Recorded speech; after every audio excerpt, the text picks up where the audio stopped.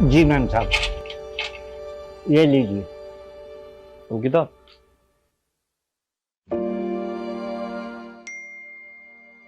Uncle, आप ये सूखी ब्रेड पानी के साथ क्यों खा रहे हो? बेटा, सुबह सुबह इतना वक्त नहीं होता कि मैं अपने लिए खाना बनाऊं। और तुम तो जानती हो ड्यूटी 12 घंटे की होती है, तो समय नहीं मिल पाता खाना बनाने का। मुझे यहाँ टाइम पर आना होता है।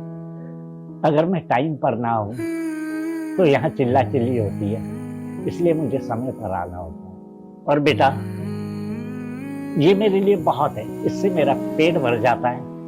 बेटा, मुझे ब्रेड और पानी की आदत पड़ चुकी है, मैं इसी से अपना काम चला लेता हूँ। अच्छा अंकल, आपके घर में कोई और नहीं है क्या जो सुबह सुबह उठ के आपके लिए खाना बना दे?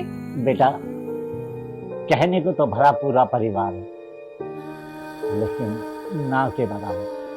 मतलब अंकल, ऐसा क्या हुआ कि आपका परिवार है भी लेकिन ना के बराबर है? मतलब बेटा ये कि जिस बच्चे को मैंने शुरू से पढ़ाया लिखाया खिलाया पिलाया, इतना सब कुछ किया, उसके बाद भी वो बेटा मेरा बेटा नहीं रहा।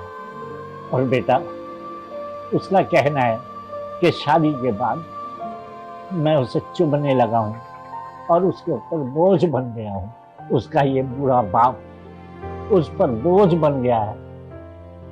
वो और उसकी पत्नी मुझे 2 वक्त की रोटी तक नहीं दे सकते। वो तो बेटा मुझे वृद्ध आश्रम भेजने की सलाह कर रहे थे, लेकिन मैंने सोचा कि मेरे हाथ पैर तो सलामत है, मैं अपना पेट तो खुद भर सकता हूँ, इसलिए मैंने ये तरीका निकाल लिया। मैं कुछ भी कर लूंगा, कहीं भी मजदूरी कर लूंगा, लेकिन मैं उनके सामने हाथ नहीं फैलाऊंगा। तो अंकल, आप ऐसा रूखा सूखा खाना मत खाया करो ना, आप बाहर से खाना ले लिया करो। बेटा, मैं बाहर से खाना नहीं खरीद सकता। सिर्फ 10-12 हजार रुपए ही तो मुझे मिलते हैं। अगर वो सब मैं अपने खाने में खर्च कर दूंगा तो मैं अपनी बेटी की शादी के ब्याह के लिए कहां से पैसा इकट्ठा करूंगा? अच्छा अंकल, मैं एक काम करती हूँ, मैं कुछ बना के लेके आती हूँ आपके लिए। अरे नहीं नहीं बेटा, कुछ लाने की जरूरत नहीं। इस सूखे ब्रेड और पानी की तो मुझे आदत पड़ चुकी है, बस मैं खा लूंगा। आप दोनों ने मेरे लिए इतना सोचा, मेरे लिए यही काफी है। ठीक है अंकल, चलो रहो। राहुल, आज अंकल को बाहर रूखा सूखा खा के देख के मेरे को बहुत बुरा लगा। इससे पता चला कि मजबूरी इंसान से कुछ भी करवा सकती है। हाँ यार, सही कह रही हो तुम। देखो ना उन बेचारे को, हमें ना कभी भी खाने की बेकदरी नहीं करनी चाहिए। कैसे वो रूखा सूखा ब्रेड खा रहे थे, वो भी पानी के साथ।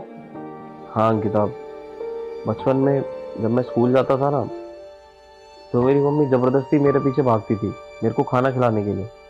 और मैं था कि मेरे को खाने से नफरत थी। मैं उनको हमेशा मना किया करता था कि मुझे खाना नहीं खाना, क्यों ज़बरदस्ती मेरे पीछे पड़ रहे हो। और वो मेरे को स्कूल के लिए टिफ़िन भी देती थी, और मैं टिफ़िन डस्टबिन में फेंक के आ जाता था। अब देखो, आज भी तो मैं वही करता हूँ, इतना सारा खाना वेस्ट करता हूँ। लेकिन अंकल जी को देखकर ना एक बात मैंने सीख ली कि आज से मैं खाने की बेकदरी कभी नहीं करूँगा। जो भी तुम बनाओगी, जैसा भी बनाओगी, मैं खा लूँगा। अंकिता, मैं क्या कहता हूँ, हम अंकल की कुछ मदद करते हैं ना। अरे नहीं राहुल, अब से जानते हो क्या तुम अंकल को? कितने साल से काम कर रहे हो यहाँ पे। वो बहुत ज्यादा खुददार है। खाना तो क्या, वो फ्री में किसी का पानी भी नहीं पियेंगे। और मैंने उनसे पूछा ही था, उन्होंने साफ मना कर दिया। मुझे लगता नहीं कि हमारी मदद कुछ काम आएगी उनकी। अरे तुम उसकी टेंशन बिल्कुल मत लो, मेरे पास एक आइडिया है। क्या? अंकल जी नमस्ते। नमस्कार सर। ये टिफिन लाया था आपके लिए, इसमें आपके लिए रोटी दाल और थोड़े से चावल है, खा लीजिएगा इसको। साहब, मैंने आपको मना किया था कि आप मेरे लिए खाना मत लाना। साहब, मुझे मदद की जरूरत नहीं है।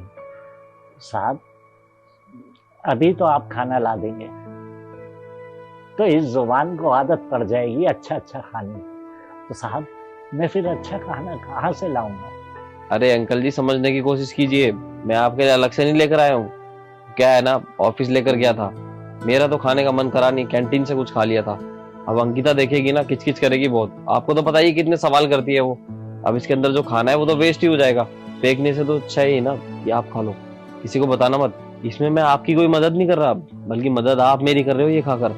इसको खा लो चुपचाप, अगर वो देख लेगी ना। चलो चलता हूँ मैं। ठीक है साहब।